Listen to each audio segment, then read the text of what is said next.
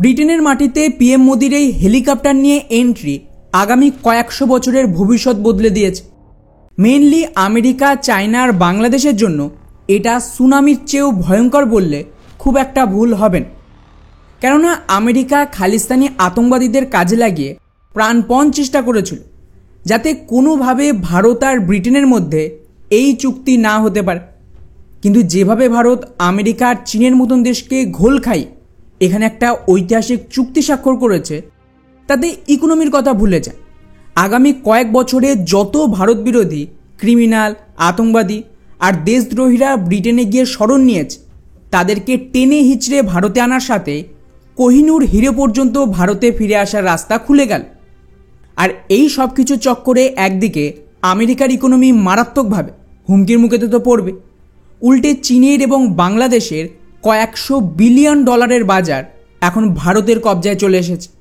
কিভাবে?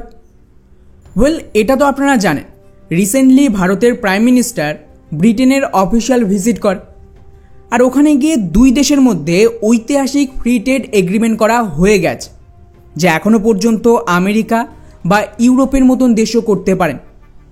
এর ফলে কিন্তু গোটা ব্রিটেনের এত বড় মার্কেট না কেবল ভারতের জন্য খুলে গেল, বরং তার সাথেই ভারত থেকে রপ্তানি করা 99% পণ্যের ওপর ব্রিটিশ সরকার কোনো রকম শুল্ক চাপাবে না। অর্থাৎ এর মানে দাঁড়াচ্ছে এই বাজারে চীন, আমেরিকা আর বাকি দেশের তুলনায় ভারতীয় পণ্য মারাত্মক সস্তা হয়ে যাবে এবং ইভেনচুয়ালি ভারতীয় কোম্পানিগুলো ব্রিটেনের মার্কেটের পুরো দখল করতে শুরু করে দেবে। স্পেশালি যদি এখানে টেক্সটাইল, লেদার, মেরিন প্রোডাক্টস, গয়না এইসবের মার্কেটকে দেখে, এগুলো কিন্তু ভারতীয় পণ্যে ছেয়ে যাবে, যার থেকে চায়না আর বাংলাদেশ সবচেয়ে বেশি ক্ষতির মুখে পড়বে। কেননা বাংলাদেশের কথা বললে আমেরিকার ইউরোপিয়ান ইউনিয়নের পর ব্রিটেনেই ওরা সবচেয়ে বেশি গার্মেন্টস আর টেক্সটাইল রপ্তানি করে। টোটাল $5 বিলিয়ন বেশি রপ্তানি হয়, যার মধ্যে 80%ই টেক্সটাইল বা পোশাক শিল্পে। এখন ভারতীয় পোশাক যেহেতু এই ট্রেড ডিলের পর নিঃশুল্ক অথবা খুবই কম শুল্কে ব্রিটেনের বাজারে ঢুকতে পারবে, তার ফলে কিন্তু বাংলাদেশের চেয়ে ভারতীয় পোশাক অনেক সস্তা হবে। এতে ধীরে ধীরে ভারতের পোশাক বাংলাদেশের এই পুরো বাজারের দখল করে নেবে। আর যেভাবে ভারতের সাথে শত্রুতার জন্য ওদের পোশাক তৈরি, তাকে রপ্তানি করা অনেকটাই খরচ সাপেক্ষ আর সময় সাপেক্ষ হয়ে উঠেছে, তাতে কিন্তু এই ফায়দা ভারতের জন্য আরও অনেকটাই বেড়ে যাবে। অন্যদিকে চীনের জন্য সমস্যা হলো ওরা ব্রিটেনের 5ম সবচেয়ে বড় ট্রেডিং পার্টনার, যেখানে ভারত সম্ভবত 11 নম্বরে রয়েছে। এখন জাস্ট ভাবুন, এই ডিলের পর যেভাবে ভারতের পণ্য সস্তা হয়ে উঠবে আর মার্কেটের খোলা অ্যাক্সেস পাবে, তারপর ধীরে ধীরে ভারতীয় পণ্য চীনের বাজারও দখল করতে শুরু করে দেবে। কেননা কনজিউমার সস্তায় যেটা ভালো পাবে সেটাই তো কিনবে। তো বুঝতেই পারছেন, এটা কিন্তু চায়না আর বাংলাদেশের জন্য গলার ফাঁদ হয়ে দাঁড়িয়েছে। কিন্তু এখানে এই চুক্তির পেছনের আসল কারণ কিন্তু কোনোভাবেই শুধুমাত্র রপ্তানি করার নয়, বরং এখানে একটা বড় খেলা লুকিয়ে রয়েছে, যা শুনলে আপনার চোখ কপালে উঠে যাবে। কেননা এটা ভারতের দ্বিতীয় অ্যাটাক ছিল অ্যাকচুয়ালি আমেরিকার ওপর। কেননা যদি আপনারা একটু খেয়াল করেন তাহলে বুঝতে পারবেন যে আমেরিকার জন্য সবচেয়ে গুরুত্বপূর্ণ 4টে দেশ রয়েছে, যার মাধ্যমেই আমেরিকা গোটা বিশ্বে কন্ট্রোল করত। ব্রিটেন, অস্ট্রেলিয়া, নিউজিল্যান্ড আর কানাডা, যারা 5 এর সদস্য। এই গ্রুপ কতটা গুরুত্বপূর্ণ তার আইডিয়া তো আপনি এর থেকেই পেয়ে যান। এখানে কিন্তু ইসরায়েল বা ইউরোপের মতন কোনো দেশ সুযোগ পায়নি, আর ভারতের নজর ছিল এদের ওপরে। আপনারা একটা বিষয় খেয়াল করেন, ভারতের বিরুদ্ধে যে খালিস্তানি আন্দোলন বা পাঞ্জাবকে ভাঙার জন্য প্রদর্শন থেকে শুরু করে ভারতের বড় বড় ক্রিমিনাল, বড় গোছের আতঙ্কবাদী, এমনকি নীরব মোদি থেকে শুরু করে বিজয় মালিয়া, এদের মতন স্ক্যামার যারা বিলিয়ন্স অফ ডলার চুরি করে পালিয়েছে, এরা কোথায় আশ্রয় পায় বা কারা এদেরকে সাপোর্ট দেয়? এই 5 দেশ। এবং এটা কিন্তু আমেরিকার ডিপ্লোমেসির গুরুত্বপূর্ণ পিলার ছিল। আমেরিকা কি করত? গোটা বিশ্ব থেকে এই ধরনের ক্রিমিনাল, আতঙ্কবাদীদের নিয়ে এসে এই 5 দেশে থাকার ব্যবস্থা করত। এতে দুটো ফায়দা। প্রথমত, যারা পালিয়ে আসছে অন্য দেশ থেকে, তারা কিন্তু সাথে করে বিলিয়ন্স অফ ডলারের সম্পত্তি নিয়ে আসছে, যা এই দেশগুলোতে ইনভেস্ট হতো, যা ওদের ইকোনমি বুস্ট করবে। অর্থাৎ সহজ ভাষায় মানি লন্ডারিং একটা অফিসিয়াল বিজনেস ছিল ফাইভ আই দেশগুলো, যেটা খুবই প্রফিটেবল বিজনেস।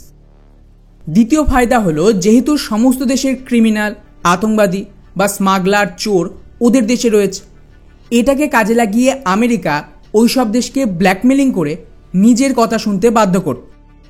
স্পেশালি ভারতের বড় বড় পলিটিশিয়ানদেরও যে সমস্ত ব্ল্যাক মানি, সেগুলো কিন্তু এই 5 দেশেই রয়েছে। এর মাধ্যমে আমেরিকা ভারতের পলিটিক্যাল সিস্টেমেও পেনিট্রেট করে গেছে। উদাহরণ হিসেবে ভারতের পাঞ্জাব থেকে ক্রিমিনালদের এই দেশগুলোতে নিয়ে গিয়ে খালিস্তানি মুভমেন্ট শুরু করে। আর খেয়াল করেন, এই পুরো খালিস্তানি মুভমেন্ট ফ্রান্স, জার্মানির মতন বেশিরভাগ ইউরোপিয়ান দেশে নেই। এটা কেবলমাত্র কানাডা, ব্রিটেন, নিউজিল্যান্ড, অস্ট্রেলিয়া আর আমেরিকা, এই 5টা দেশেই ছিল। এতে করে ওরা ভারতকে ব্ল্যাকমেলিং করছিল। অন্যদিকে সেমভাবে ওরা বিজয় মালিয়া, নীরব মোদির মতন স্ক্যামারদের মাধ্যমে ভারত থেকে বিলিয়ন্স অফ ডলারের লুট করেছে। আর এটা আমেরিকার ব্রহ্মাস্ত্র ছিল। তাই কিন্তু আমেরিকা কিছুতে এই 4টে দেশকে অন্য কোনো দেশের সাথে ট্রেড এগ্রিমেন্ট করতে দিত না, পার্টিকুলারলি ভারতের সাথে। কারণ স্বাভাবিকভাবেই মনে করুন যে ভারত যদি এই দেশগুলোর সাথে ফ্রি ট্রেড এগ্রিমেন্ট করে নেয়, তার মানে দাঁড়াচ্ছে ওদের ওপর আমাদের ইকোনমিক ইনফ্লুয়েন্স তৈরি হবে, আর ওরা ভারতের বিরুদ্ধে আগের মতন কাজ করতে পারবেন। এই কারণে যতদিন আমেরিকান ডলার শক্তিশালী ছিল, ভারত এখানে বিশেষ কিছুই করতে পারেন। কিন্তু যেই এখন ধীরে ধীরে ডি-ডলারাইজেশন শুরু হয়ে গেল আর আমেরিকা দুর্বল হতে শুরু করে দিয়েছে, তখন গিয়ে ভারত ডিপ স্টেটের সাথে হাত মিলিয়ে ধীরে ধীরে এই 4টে দেশকে সাহায্য করছে। সবার আগে ভারত অস্ট্রেলিয়াকে টার্গেট করে। ওখানে মনে করুন, যখনই Bharat Australia trade deal final হচ্ছিল, ওখানে হিন্দু মন্দিরে খালিস্তানিরা অ্যাটাক শুরু করে। পাঞ্জাব ভাঙার জন্য ওখানে ব্যাক টু ব্যাক রেফারেন্ডাম হয়, আর ভারতীয়দের ওপর অ্যাটাকও হয়। এই সমস্ত বেসিক্যালি আমেরিকা করিয়েছিল 2 দেশের এই ট্রেড ডিলকে স্যাবোটাজ করার জন্য। কিন্তু যেই ডি-ডলারাইজেশন শুরু হয়ে গেছে আর আমেরিকার অবস্থা টাইট, তখন গিয়ে ফাইনালি অস্ট্রেলিয়া বুঝে গিয়েছিল ভারতের সাথে ট্রেড ডিল না করলে ওরাই ফেসে যাবে, এবং ফাইনালি 2 দেশের মধ্যে ট্রেড ডিল হয়ে গেছে। আর খেয়াল করবেন, এখন কিন্তু অস্ট্রেলিয়াতে আগের মতন ভারত বিরোধী খালিস্তানি ইস্যু নেই। দ্বিতীয় টার্গেট ছিল কানাডা। এটা আমেরিকা কিছুতেই ছাড়বে না। তাই যখনই ট্রেড ডিল নিয়ে কথা হতো, ট্রুডো তো খালিস্তানিদের সাপোর্ট দেয়। কিন্তু ফাইনালি এখন ট্রুডোকে হারিয়ে যেই ডিপ স্টেটের লোক ওখানকার প্রাইম মিনিস্টার হয়েছে, তখন গিয়ে কানাডা আবারও আমেরিকাকে সাইড করে আর ভারতের সাথে ট্রেড ডিল নিয়ে আলোচনা শুরু করে দিয়েছে। এরপর ভারতের তৃতীয় টার্গেট ছিল ব্রিটেন। এটা কিন্তু খুবই ইন্টারেস্টিং।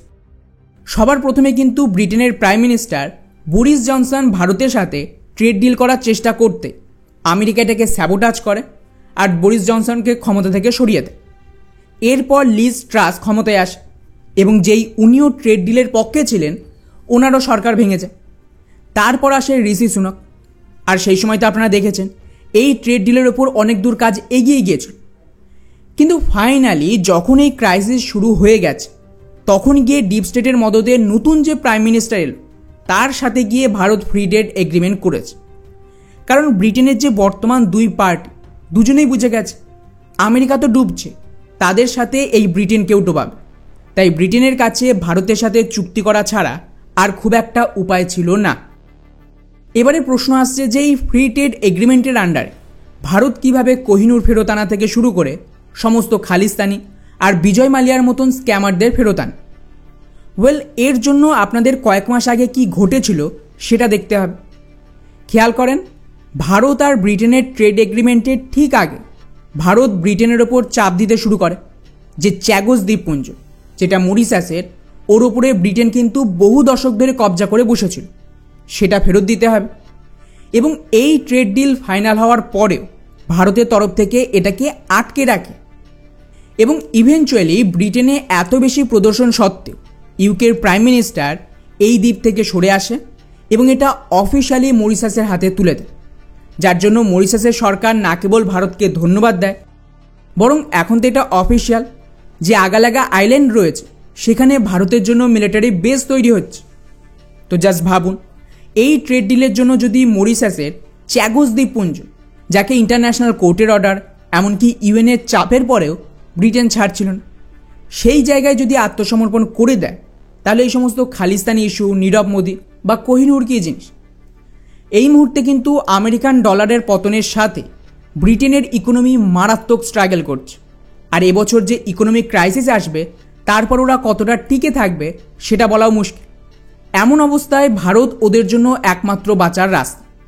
আর যখনই এইভাবে একটা দেশ অন্য দেশের ওপর ইকোনমিক ইনফ্লুয়েন্স তৈরি করে তখনই কিন্তু খেয়াল করবেন ধীরে ধীরে পলিটিক্যাল ডিসিশনে তার একটা প্রভাব দেখা যায়। এতদিন ব্রিটেন আমেরিকার ওপর নির্ভর ছিল, তাই আমেরিকা যা বলতো সেটাই ব্রিটেনের অফিসিয়াল বিদেশ নীতি ছিল। কিন্তু এখন ভারতের এন্ট্রির পর যেভাবে দুই দেশের মধ্যে ট্রেড ভলিউম বাড়বে, খেয়াল করবেন যে আমাদের ইনফ্লুয়েন্সও ও দেশে বাড়বে, যা ইভেনচুয়ালি ইউকেকে বাধ্য করবে এই সমস্ত ক্রিমিনালদের ফেরত দেওয়ার জন্য। আর শুধু তাই নয়, কোহিনূর হিরে থেকে শুরু করে ওরা ভারত থেকে যত কিছু লুট করেছে সেগুলো কিন্তু আজও ব্রিটেনে পড়ে রয়েছে। এগুলো জোর করে ব্রিটেন ইকোনমিক ইনফ্লুয়েন্স আর পলিটিক্যাল ক্ষমতার জোরে নিজের দেশে আটকে রেখেছিল। কিন্তু যখন ওদের সেই পলিটিক্যাল বা ইকোনমিক ক্ষমতায় থাকবেন এবং ভারতের ইনফ্লুয়েন্স দেশের মধ্যে বাড়বে, সেই মুহূর্তে আমার মনে হয় না যে ব্রিটেন খুব বেশি দিন এগুলো বাঁচাতে পারবে। আর ওদের চোর বাজার খালি করার সময় হয়ে গেছে। এই জন্যই কিন্তু আমি ভিডিওর শুরুতেই বলেছিলাম এটা আগামী কয়েকশো বছরের জন্য ঐতিহাসিক মুহূর্ত ছিল, যা ধীরে ধীরে দেশের জনগণ তখন বুঝতে পারবে যখন এই সমস্ত ভারতে ফেরত আসতে শুরু করবে।